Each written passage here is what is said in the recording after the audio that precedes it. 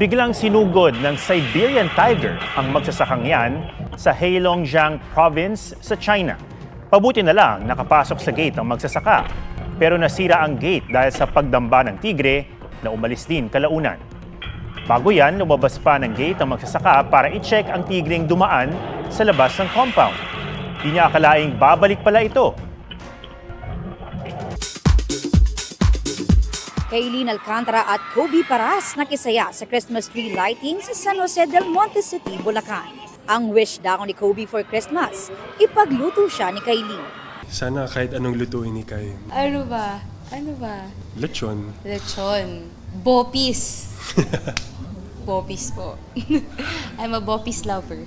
Masili ko po lechon. And ano bang mga Christmas? Mga ham, Shanghai. pansit. Ikinatuwa naman ni Kaylin ang positive feedback ng netizens sa pag-audition niya sa casting call ng Cinemalaya. It was a really humbling experience.